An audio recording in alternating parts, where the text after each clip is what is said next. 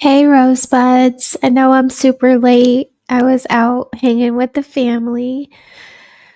I I wanted to do this video because for one, I promised that I would do a Friday night video, although it's technically Saturday morning.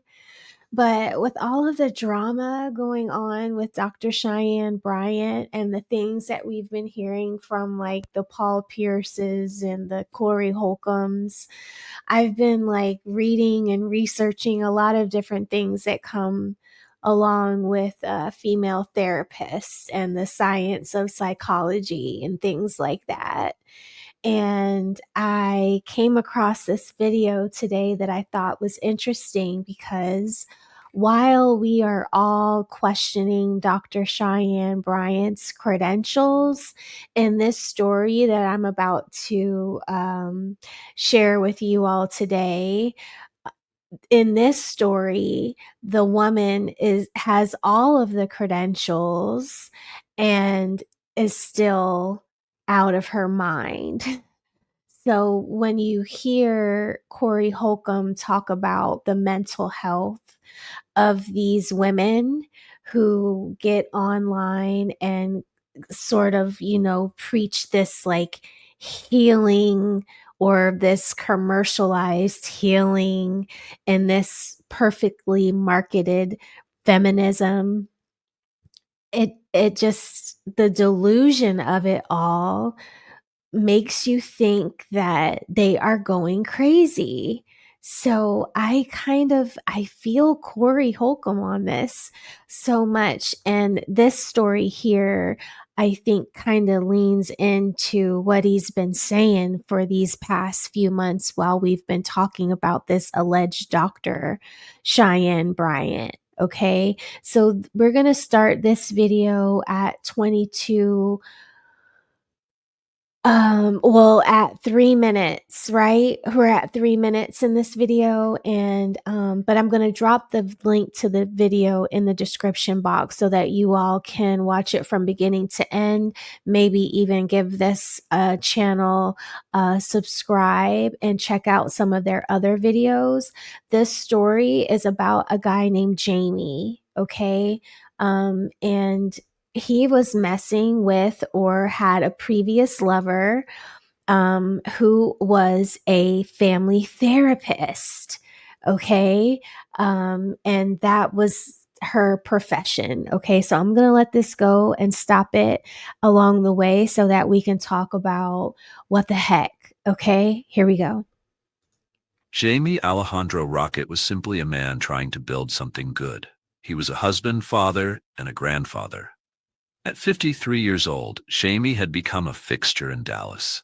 He was the proud owner of Cookies and Smoothies, a small shop tucked inside the shops at Redbird Mall, a place where dessert wasn't just dessert, it was an invitation, a welcome mat, a smile on a hard day. He wasn't loud about it, but the people who knew him knew. Jaime was a giver. He mentored youth who wandered into his store hungry for more than just food. He offered work, guidance, second chances. His store didn't just smell like cookies, it felt like community. And behind that quiet strength was a man who had weathered storms. He'd loved, he'd lost, and he'd learned to move forward. After his relationship with Rashonda ended, Jaime didn't spiral or lash out. He chose peace. He remarried, rebuilt, chose to love again, this time with more intention and more boundaries. To those closest to him, Jaime wasn't just a business owner. He was a safe space, someone you could count on, someone who gave more than he ever asked for in return. But sometimes, the people who radiate light are the ones who attract the shadows. And for all his efforts to build something lasting, something joyful, Jaime had no idea how far someone from his past was willing to go to tear it all down. Her name was Rashonda Lowe. Rashonda was the kind of woman who spoke with certainty. She understood trauma, how it clings. She spoke about healing, boundaries, and emotional awareness. On paper, she was everything you'd want in a guide through the chaos of life. A licensed clinical social worker, 43 years old, she specialized in helping individuals and couples navigate pain, grief, broken trust, the invisible damage that wounds us but doesn't bleed.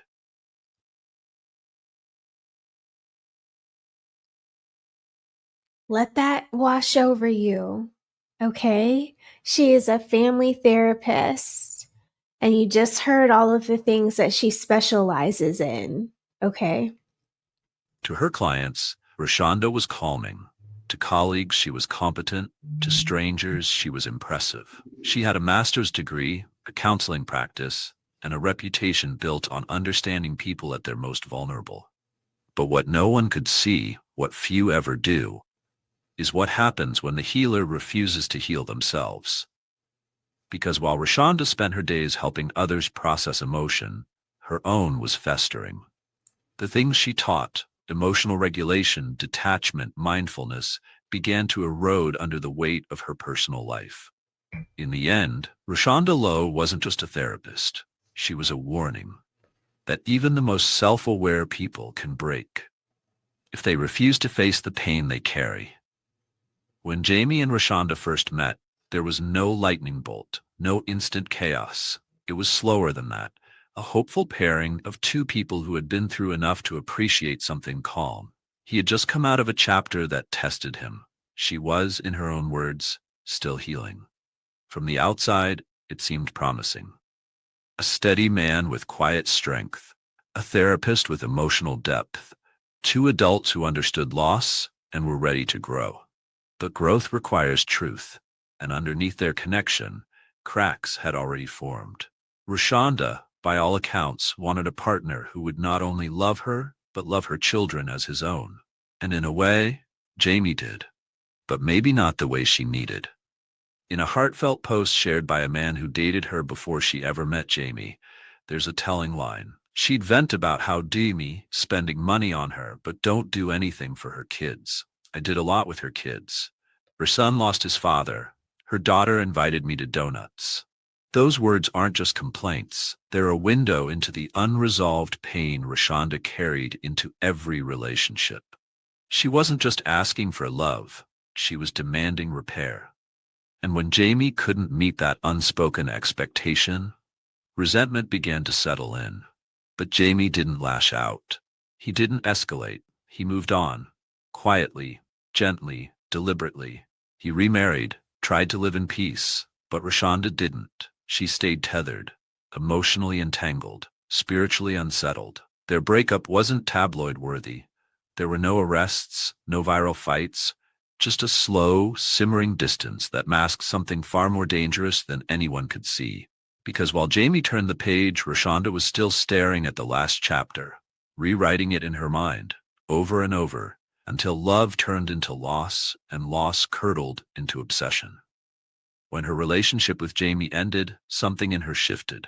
What she projected outward, peace, control, grace, no longer matched what boiled underneath. She became consumed, quietly at first, then visibly. By the time Jaime remarried, Rashonda was no longer a part of his life. But that didn't mean she let go, because when some people lose access, they don't walk away. They circle, they linger. They wait for cracks to reappear. It started small, uncomfortable, a message here, a call there. But as time passed, the tension around Rashonda began to escalate, not just in emotion, but in action. She kept showing up, reaching out, pushing past boundaries that had already been made clear. Eventually, it wasn't Jaime who stepped in. It was his wife. She saw it for what it was, a threat. Not a jealous ex, not an awkward misunderstanding, but a woman who simply wouldn't let go. And so, a restraining order was filed. It was an attempt to restore control, to draw a hard line between the past and the present, to say, enough. But legal lines don't always carry emotional weight. Restraining orders can tell someone where they can't go, but they can't tell them how to feel. They can't undo entitlement. They can't fix what's broken inside. For Jaime and his wife, it was a necessary step. But for Rashonda, it may have only deepened the wound. A wound that had never truly closed. And in that silence, after the paperwork was filed, there was no healing, no accountability, no real distance. Now, there has been unconfirmed rumors circulating online that he was still having an affair with her, even though he was married and his wife filed a restraining order against her.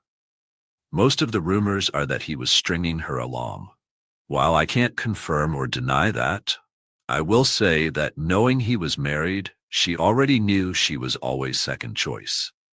The woman who once guided others through heartbreak could no Yeah, and I don't think that that has anything to do with you know, the final events, because this man is no longer with us. May he rest in peace.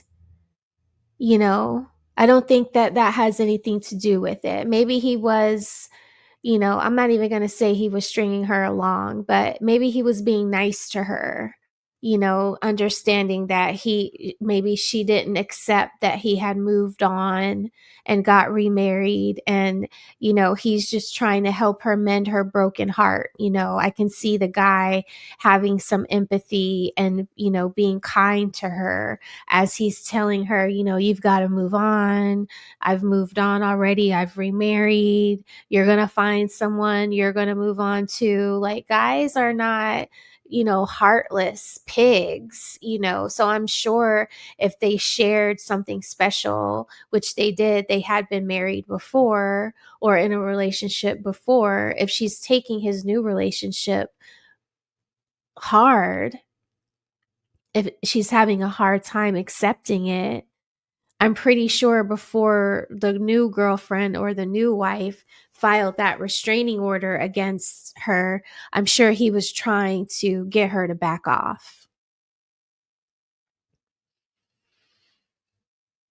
So some people might interpret that as stringing her along, and other people could interpret that as letting her down gently, but none of us know exactly. These are all rumors and allegations, but what we do know is that this young woman ended up canceling this man out and sending him to meet his maker. That's what we do know. longer contain her own. And the deeper that disconnect grew, the more fragile her public image became. Just a growing storm, quiet, slow, and waiting for the moment it would finally break. Then one day, that image shattered. Violently, permanently, under the weight of everything she never dealt with. Tuesday, July 1st, 2025. It started like any other day at Cookies and Smoothies. Customer This happened this month, y'all. Today's the 19th. So this happened 18 days ago to this man. So sad. wandered in. The smell of fresh-baked cookies filled the air. And behind the counter, Jaime Rokkett was doing what he always did, building community, one smile at a time. But just after 3 p.m., everything shifted. Rashonda Lowe walked in. Not by accident, not just passing by, she came for him. Surveillance footage would later show her standing across the counter from Jaime. They talked for nearly an hour, but this wasn't a friendly visit. Witnesses would later say the mood was tense, confrontational, charged. The weight of unspoken history between them was heavy, too heavy for either of them to carry peacefully anymore. And then, sometime between 3:50 and 4 p.m., she pulled out a gun. She didn't hesitate. Jaime was shot multiple times. As he fell behind the counter, bleeding, stunned, she didn't stop. She stepped forward, jumped over, and shot him again, point blank, with purpose. The man who once held space for her pain was now the target of it. Then, just as calmly as she had arrived, Rashonda turned and walked out, got into a white SUV, drove away. But the story didn't end there. Later that day, she walked into the Arlington Police Department, told officers she had just come from a domestic situation with her ex. And in that moment, the mask of the therapist, the healer, the nurturer was gone, replaced by someone who had finally done what her pain had been building toward all along. She didn't just end Jaime's life, she confirmed it was personal. Now, before Jaime, there was someone else, a man who knew her differently. Not as a headline, not as a suspect, but as Shonda, a woman with beauty, chaos, love, and light all tangled up in the same soul.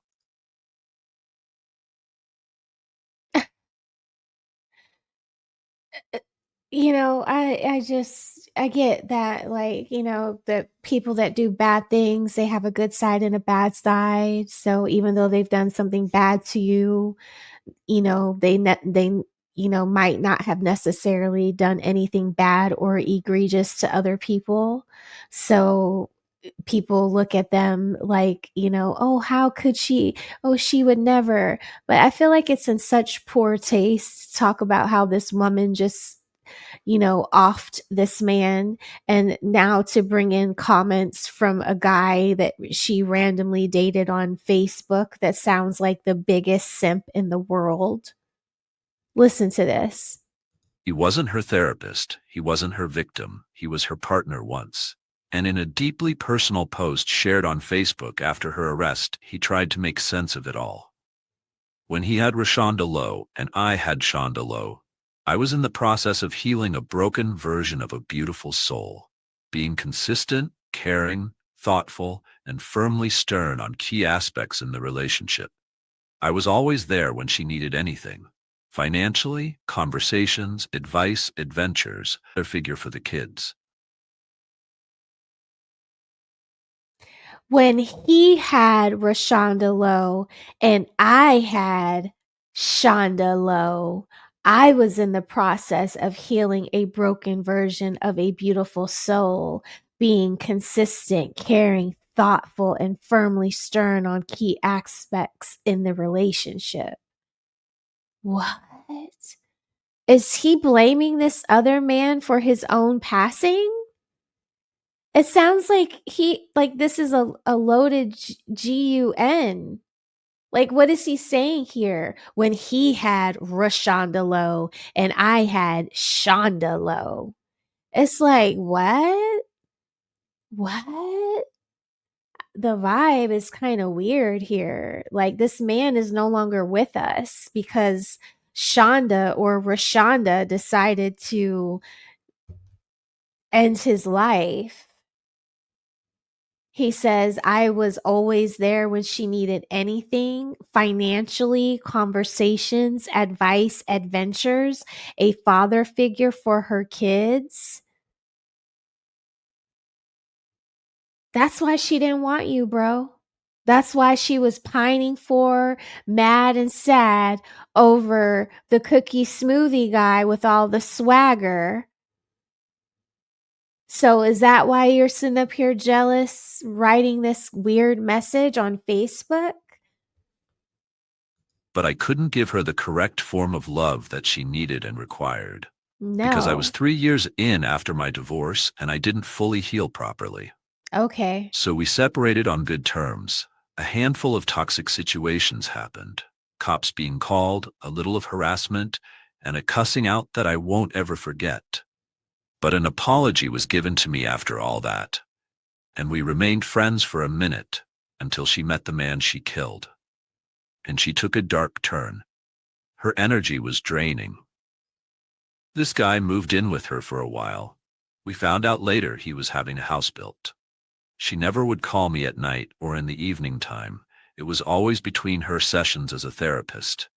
And during her lunch break, we talked about everything, which I loved, because it's hard finding someone to talk to about everything and not let their emotions take over when I talk big shit.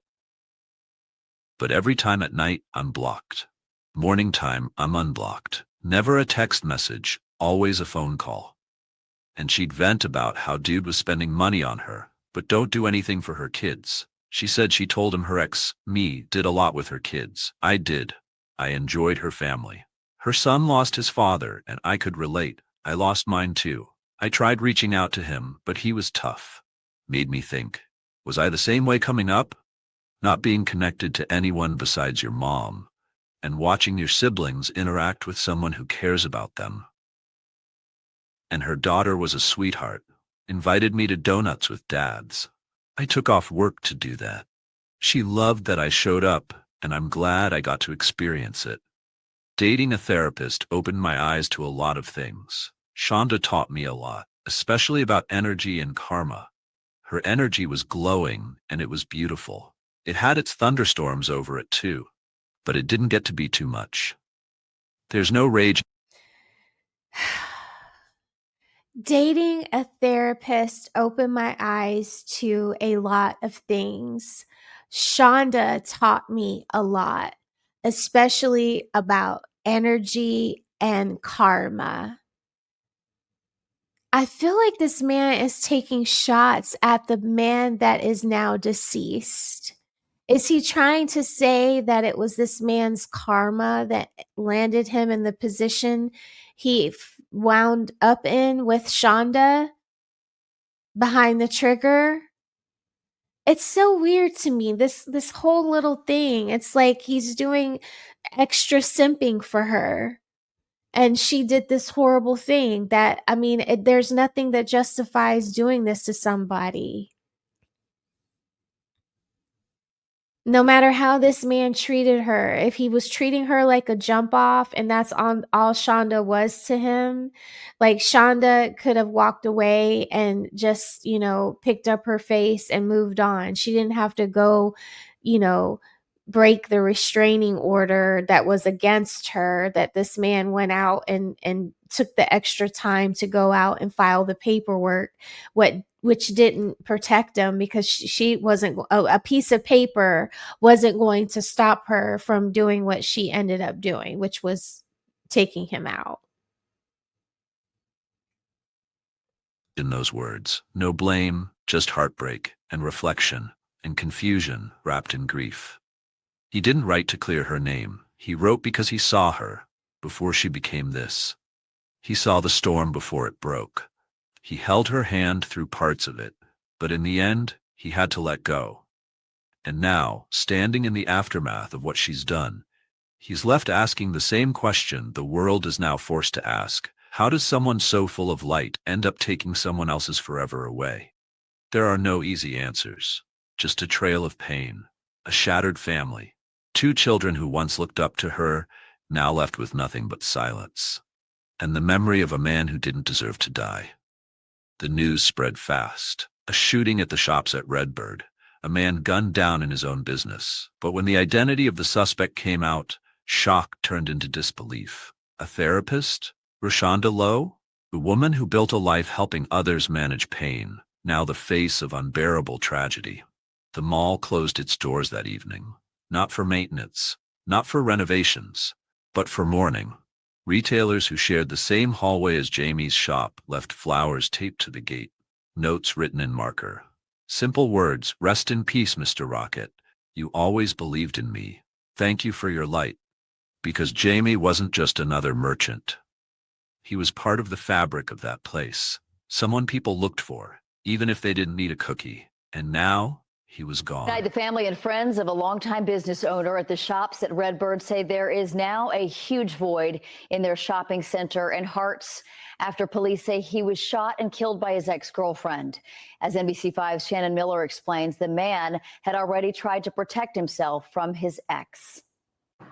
I was in the back, and I came out, I heard all that, pop, pop, pop, pop. After slamming shut the gate of his embroidery shop Tuesday afternoon, Cletus Spearman says he saw a swarm of first responders at the shops at Redbird within a minute. And I'm like, Lord, what is going on? Moments later, he realized his friend and fellow business owner of the cookies and smoothies shop had been shot to death. It's the worst I've seen. And it made me feel bad because I knew the young man, and it made me cry. Spearman says he had a daily routine of speaking with Jaime Rokkett on his way in and out. I spoke to him every day, real talk, and that hurt me yesterday. He was a ray of sunshine. I mean, I would go to him, he'd say, hey, T, you doing all right? Tatiana Spencer says Rokkett was the light at the corner of the shops at Redbird, his restaurant, now sitting in the dark Wednesday. No, I needed some mustard today, and he's my go-to person for ice and mustard, and he's definitely going to be missed. According to an arrest warrant, Dallas police say video surveillance shows Rockett's ex-girlfriend, Rashonda Lowe, and Rokkett had been talking for about an hour before she began firing, then jumped over the counter, leaving behind a handgun. Rockett's wife told police Lowe had been harassing Rokkett, and there was a restraining order against her. Rockett's family releasing a statement Wednesday, reading in part, "We are heartbroken to confirm the tragic and senseless loss of Jay, who was taken from us far too soon through an act of violence. Jay was a pillar of our community dedicated to uplifting those around him and helping countless people achieve their dreams. And longtime business owners here at the shops at Redbird tell me they hope that this shooting does not deter customers from coming through their doors. They want to remind them that this was an isolated incident. It's going to get better. It's going to get better. It's always one of us, right? It's gonna get better. What's gonna get better? What's gonna get better? Women are gonna start being accountable for their actions. You know, like that one young lady on the Lapeef network that said she didn't care about men's issues and what men go through, but this man lost his life. I wonder, does she care about that? This man did everything that he could do, right? He divorced the lady. He remarried. He got a restraining order. He was going to work at a business that he owned, leaving this woman alone. This woman took time out of her day to bring a loaded hand pow pow to go and talk to a man that had a restraining order out against her, a man that she had no business talking to. Like, why are you there? You know, what was your point? What were you going there to talk about? The restraining order, getting back together, whatever it was, you weren't supposed to be there having the conversation. So the people on Facebook vouching for this woman, however she was with you all, was obviously not the way she was with this man, because this man is no longer here by the actions of your friend, which is so sad and disheartening. But, when Corey talks about it and he's telling jokes, and we're able to laugh, it's funny, like the theory, the thought, of a little woman, you know, um, affecting a big brawly man's world in such a profound way. You can poke fun at it, but it's actually really scary, because look what this little woman did. She walked into a mall with a pow pow and unloaded it into this man. She didn't pow pow him one time. She let it go until she knew there was no getting up. There was no fixing. There was no surgery. There was no, let's get him to the hospital. So I feel like, although that, we laugh and we joke at the things that Corey Holcomb says, there's a lot of truth to when he starts talking about mental health issues. There's a lot. It's not just about, the fact that, the talking points that get the internet buzzing and going viral. Like, this woman did this to this man on July 1st, and it was buried. Like, I clicked on this video randomly after looking at about like 2 different pages of videos.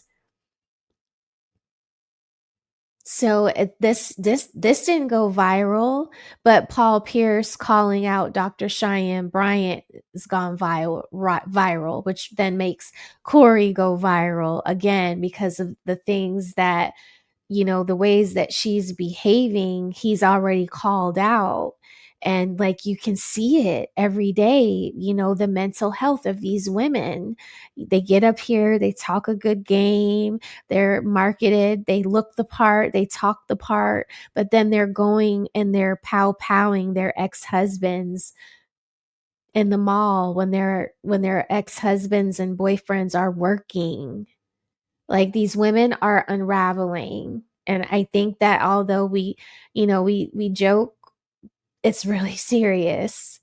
It's really serious. So I don't know. The Sarah Fort Knotts, or I think that's how you say her name, the Kendra G's, the Dr. Cheyenne Bryant, these women, I don't think that these are women that, one, they don't walk the walk. So I don't know how you can talk the talk if you haven't walked the walk, but okay, I guess you can study it, right? Like, I don't know, would you want to buy a house that a builder would you want to buy a house from a builder who went to school and just studied architecture and never actually, had any kind of, projects that involved using the skill that he learned in school? So would you just want to buy a house from an architect that never built a brick and mortar home? Or would you prefer to, go with a builder or an architect that had been in the game and had actually put some sweat equity to it with brick and mortar? I feel like those are people like me that have been married, the Gavin X's, the Mr. Walkers. When we're talking about marriage, we're talking about lived experience, the things that we know and do, the ways that we compromise every day for our spouses or our children, it's not, these are not theories that we're putting together. These are like real life practices that we do every morning the minute our feet hit the ground and we have to get up and go to work,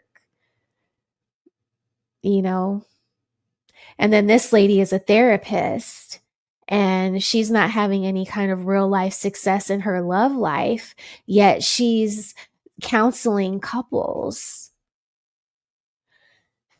I'm sure the dichotomy of that would drive you crazy.